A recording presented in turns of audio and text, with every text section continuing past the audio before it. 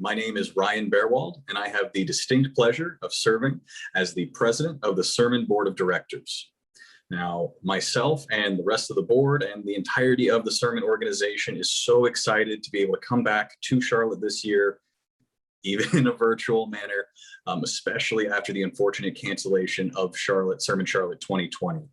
So for us to be able to bounce back the way we have and be able to put on a Model UN conference in the midst of the pandemic is just really telling, I think, about how dedicated these individuals are and how strong we feel about what we're doing here. And so I think that this is all going to lead to a really, really special conference, even though it's not exactly what we're used to. Now, besides myself, the board of directors for SRMUN is made up of Vice President Puneet Patel, Secretary Dr. Matthew Clary, Member at Large Mike Engelhardt, Member at Large Dr. Paige Tan, Member at Large Dr. Jonathan Miner, and Member at Large Mara Cruz-Raton. We are also backed up by the Executive Directorate with our Executive Director Michael Oliaga, Deputy Executive Director of Charlotte Desiree Kennedy, Deputy Executive Director of Atlanta Jordan Dickerson, and Deputy Executive Director of Technology, Geraldine Galloway. Of course, none of us would be here were it not for our founding members, Dr. Martin Slam and Dr. Cindy Combs. We cannot thank them enough. I certainly can't thank these folks enough for all that they do to really help keep SRMUN running. The board really does try to handle a lot of the business side of things when it comes to SRMUN. We also try to help guide our staffers into helping pick topics, helping develop these committees. And really, ultimately, though, we are here to serve you, the delegates and faculty advisors. Were it not for you guys, we would have nothing to be working towards. So truly, thank you all as well. Now, I am very, very honored and fortunate, I would say, to be able to introduce a very special message from the current United Nations Secretary General, Mr. Antonio Guterres. Our world faces the biggest test since the Second World War. In these trying times, I welcome the holding of your Model UN activity. Your commitment to international cooperation is essential for tackling the COVID-19 pandemic. We can only defeat the coronavirus if we do so globally. We must come together and support the most vulnerable. The United Nations is undertaking a wide-ranging response calling for a global ceasefire and working to control the pandemic, save lives, mitigate the socio-economic damage, fight stigma, and recover better. I draw great hope from seeing your generation mobilized to address the challenges of our time and to build a healthier, more equitable and sustainable future for all. I wish you a successful Model UN. Well, I think I speak for everyone here when I say how honored we feel to have been provided that video by the actual UN. And I think it really does help hammer home the importance of what we're doing here. It might not be anywhere near as impactful as the real UN, but I think that, truly that video does help drive home that message of what we're doing here, this education, this experience really does help lead to greater things throughout the world, not just our own communities. Now, it is also my distinct honor and privilege to be introducing someone I have known for a while now, has been a colleague of mine within the SRMUN organization, I think ever since I first started here, your own Secretary General for SRMUN Charlotte 2021, Mr. Keith Brannum. Esteemed delegates and colleagues, my name is Keith Brannum, Secretary General for SRMUN Charlotte 2021, and I'm proud to welcome you back to SRMUN Charlotte. On behalf of the staff, thank you for choosing to join us at our first virtual conference, and I'm looking forward to working together. Before we kick off the next 3 days, I want to take a moment to reflect on the extraordinary occasion that brought us here to this point. We know because of the pandemic, this has been a different year, a challenging year for everyone. Many of us know someone who has been directly affected by the coronavirus, and some worse than others. I want to take a moment to remember all those who have been affected by COVID-19, especially those who've passed away, and honor those who've been fighting on the front lines against this virus. Let's take a moment of silence right now.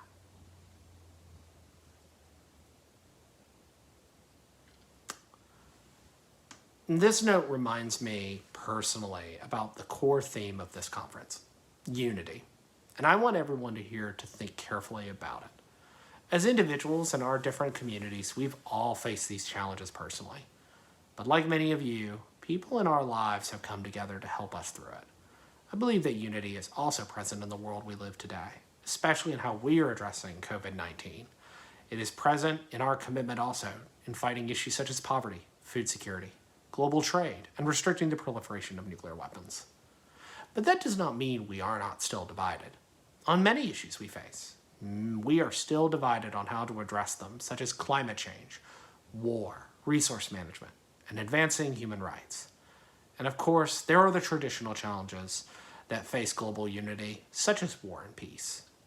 But while many people are crying out for the change, the call to action is not always reflected in the steps we take. Global action is paramount, and that means we need unified action. And that's why we're here today.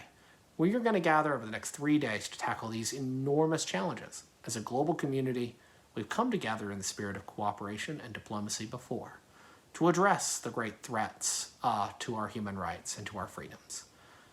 But we've also come together to address other issues that I've mentioned before. And that is why we must look boldly into the future. We have made and ensure that we are not taking a step back into darkness. So I'm calling all of you, esteemed delegates, to come together in unity and speak with one global voice on the challenges set before us. The staff has worked hard to prepare the background guides on many of these complex issues. Everyone here has written a position paper or has thought deeply about the issues that their member states stand on and how they've addressed them both as member states and in regional bodies. But now comes the hard part. Compromise is not always easy. The chair recognizes the diverse interests that are always at play, from governments and public interest groups to economic to ordinary citizens striking out for change. But we have to put our interests aside and come together as a community of states. That is at the heart of public service and what it means to be leaders. And I'm looking forward to watching many of you do that together and seeing the actions you take over the next 3 days. Again, on behalf of the staff, thank you so much for attending SRMUN Charlotte, and I'm looking forward to working with you.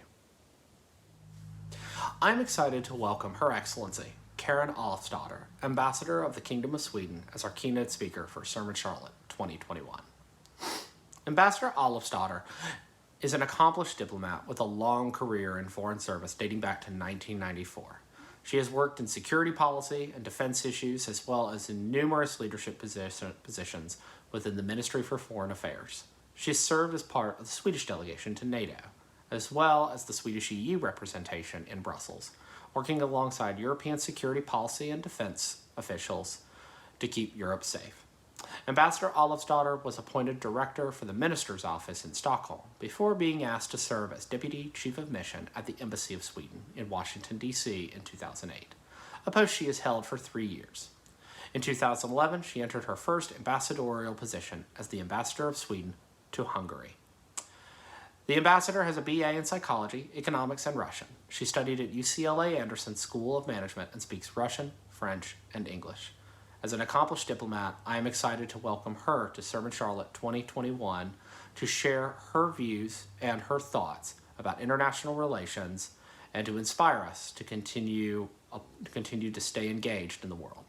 Thank you, Ambassador, and I'll let you take it away. Thank you for having me. Your theme, unity, coming together to address a changing world, is indeed very timely. There are many global challenges, but also opportunities and examples on how to address these. I would briefly like to focus on a few topics: Sweden as a global actor, democracy, gender equality, and climate change. But first, some facts about Sweden. We have a population of 10 million people, so only slightly more than metropolitan Chicago. At the same time, Sweden is the third largest country in the European Union, with a land mass that's approximately the size of California, which has 40 million people. We are not a socialist country. In fact, far from it. We have a free market economic model that is based on a capitalist system. This capitalist system is coupled with strong redistributive elements, including government-provided social safety net programs.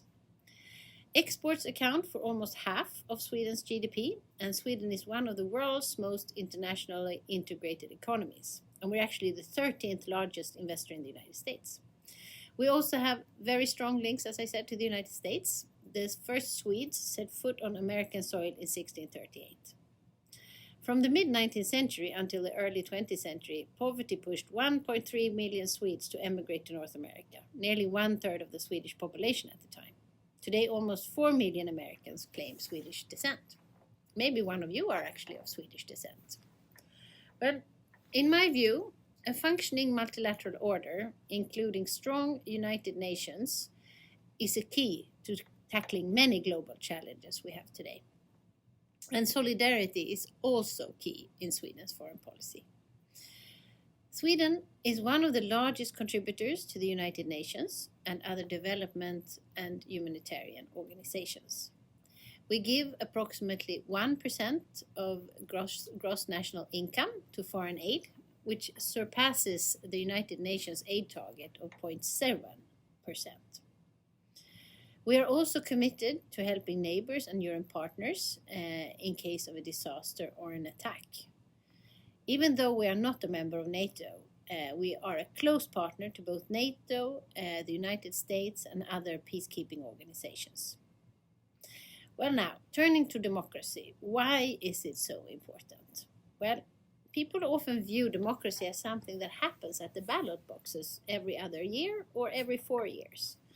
But in our opinion, democracy is so much more. It means the freedom to think, speak, and love who you want.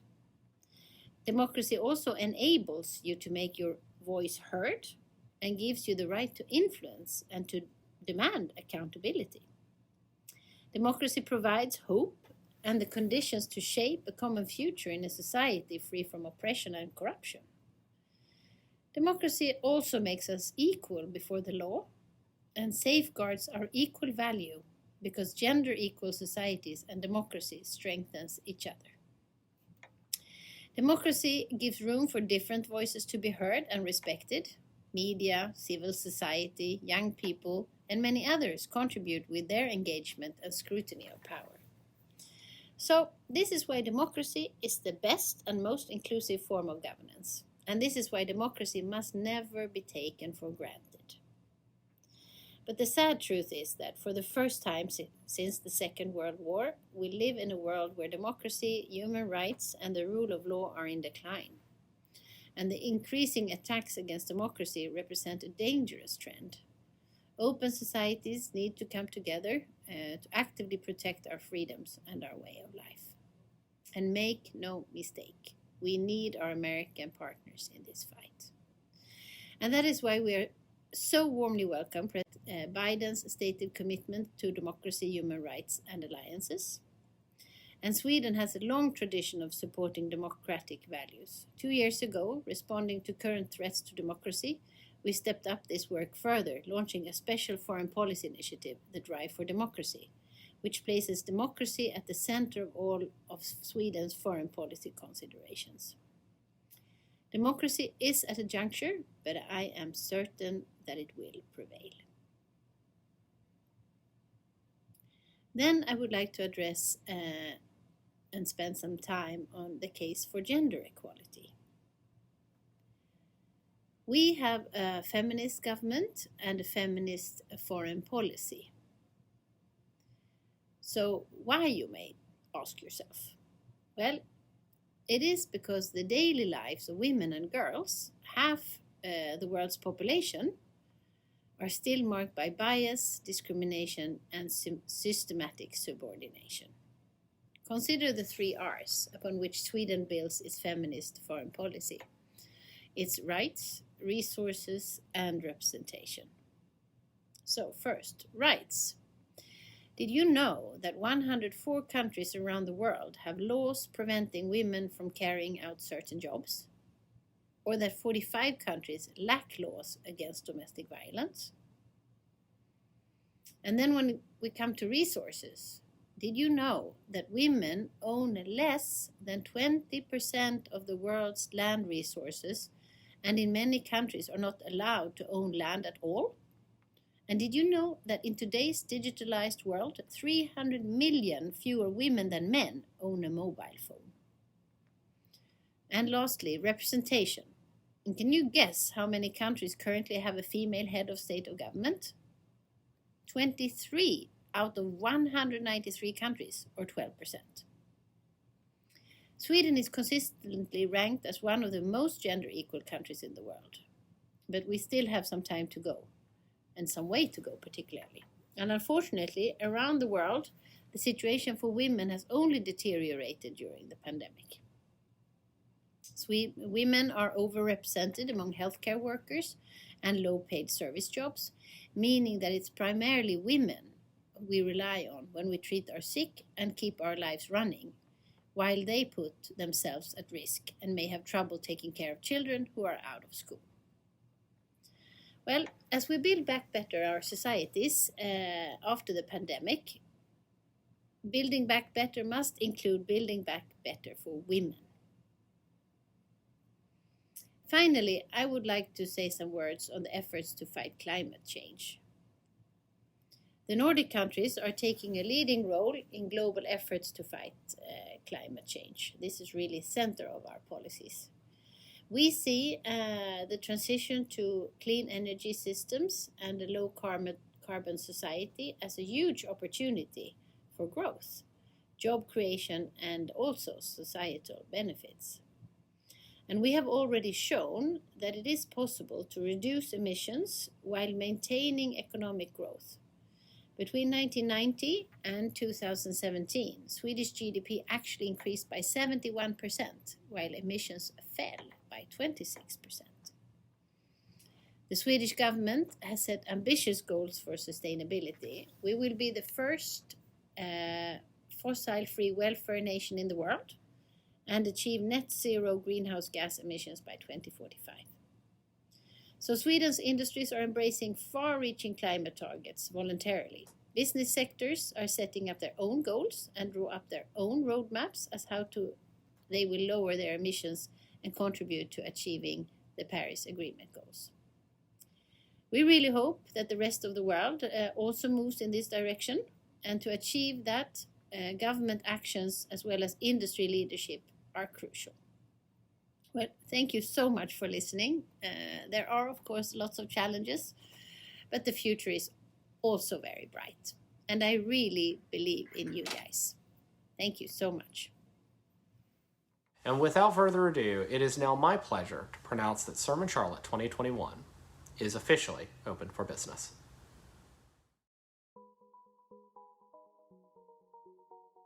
On behalf of the SRMUN Board of Directors, we want to say thank you to the executive staff, including Secretary General Keith Brannum, Director General Vanessa Dubélé, Deputy Director General Chantal Hover, and Undersecretary General Nicole Cacagno. And a big thank you to the committee staff, including from the General Assembly Plenary, Director Michaela McDermott and Assistant Director Tahira Smith. From the General Assembly Fourth Committee, Director Ali Allen and Assistant Director Michael Bovey. From the World Food Program Executive Board, Director Lucy Willis and Assistant Director Daniel Felberg. From the World Health Organization Executive Board, Director Sebastian Fekulak and Assistant Director Heidi Cope. From the Commission on Narcotic Drugs, Director Marissa Laudadio Weaver and Assistant Director Andrew Wimmer. From the North Atlantic Treaty Organization, Director Leanna Christensen and Assistant Director Willett Hancock. And from Security Council, Director Jasmine Sutherland and Assistant Director Emily Bowen.